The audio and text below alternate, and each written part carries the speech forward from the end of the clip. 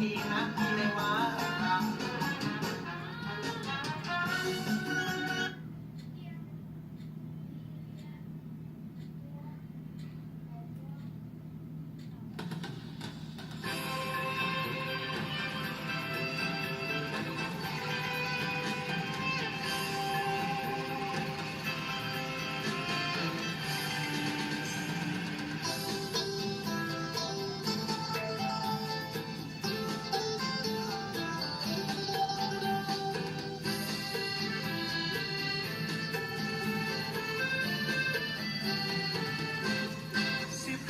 ปี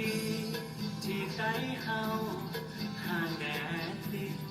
เดินเข้าไปจงเอ็นดูผู้ข้าน้อยที่น้อยกลางมาเฮาคนไทยย้ายกันไปทุกทิศทุกทางจงหักกันเนิ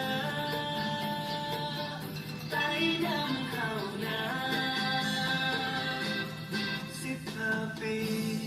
ไต่ดำเฮาเสียดายเด้เดินเข้าไปเมืองเขาเพลงแสนเสียดายผู้เจ้าสลาเพื่อนเคยอยู่ผู้เคยนอนต้องจอดจำลาปะให้ปะนาน้ำตาไหลไหลปีที่ไต้เฮาเสียแดนเมืองเดินเข้าไปเคยคุ้มเพื่อนหมู่ข้าน้อยอยู่สุขสบายลงแก่กายได้สังสารบ้านเมืองไว้ให้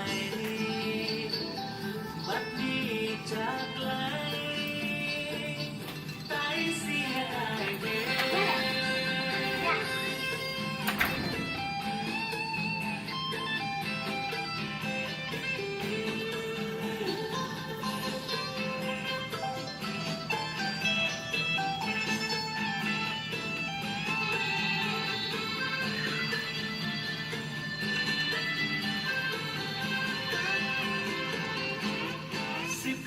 ปี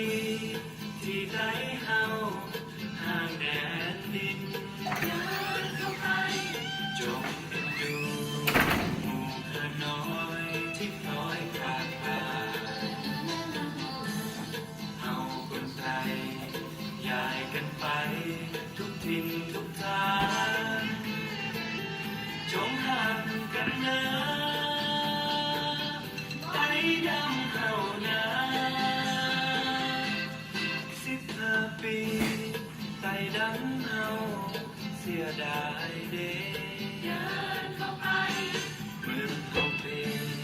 แสนเสียดายผู้เจ้าสลาเพื่อนเคยอยู่ผู้เคยนอนต้องจอดจำลาปะให้ปะนาน้ำตาไหลไหลปีที่ไต้เฮาเสียแดนเมืองเดินเข้าไปเคยคุ้มเพื่อนหมู่ข้าน้อยอยู่สุขสบายลงแก่นตาได้สังสารบ้านเมืองไว้ให้บัดนี้จากไกลไต้เสียดายเด้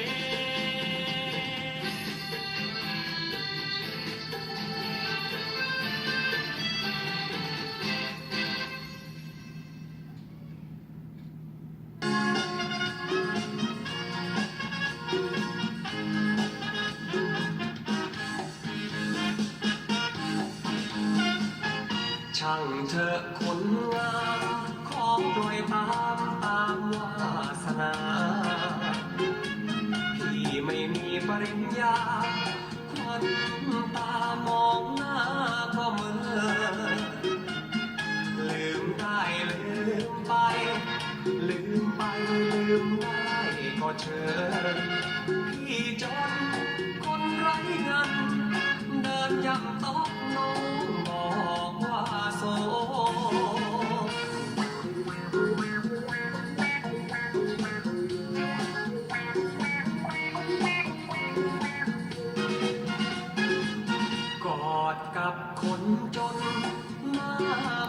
เจ้าบ่นว่าเหม็นกอดคนมีขี้เบ้นเมื่อเย็นใจเป็นตาโตชื่นอกชื่นใจ ชื่นใจแล้วพวงใหม่เป็นโกตกเย็นนั่งเป็นโชว์ก็ยังนี้ถึงลืมที่เช้านา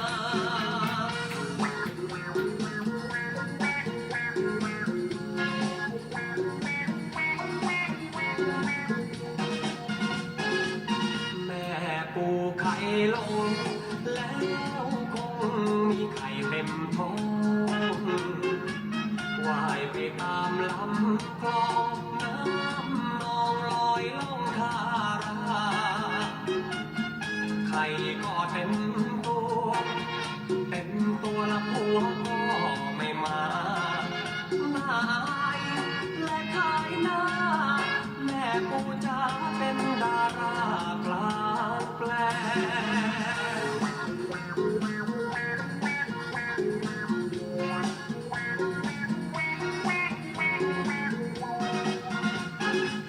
สิ้นสุดกันทีน้องมีผัวใหม่ไปนาแม่ดอกทองหวานให้ทานเพื่อนุนมุนแรงแม่นายไก่ลงจากดวงจะส่องแสงถูกกินจนสิ้นแรงแสงเลยน้อยนอนอาบซอยโสมโส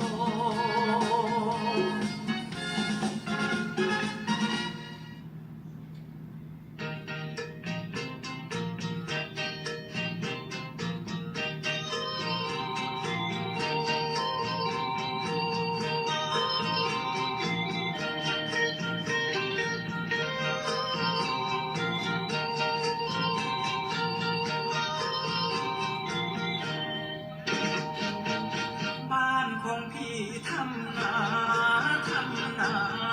ปลูกข้าวทุกมื้อน้องก็ทำนาเกลือขายเกลือนั้นซื้อข้าว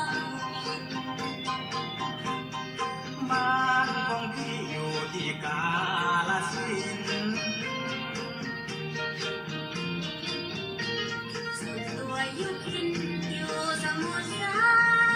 คร พี่มาเจอคนงามมาเที่ยวดาวพระนอง นับตัดคุณของน้องมาพบพี่ที่ทักน้องก่อน อยากไปอยู่จังสมุทรสาคร ที่พี่เขาวอนพูดมากลัวไม่จริง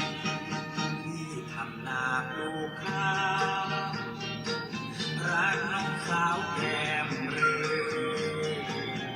น้องเป็นสาวตา หนุ่มนาข้าวไม่ทอดทิ้งถ้าพี่จะไปขอพ่อจะว่ายังไง น้องสุดแสนดีใจ ถ้าพี่ไปขอน้องจริง หนุ่มนาข้าวรับรอ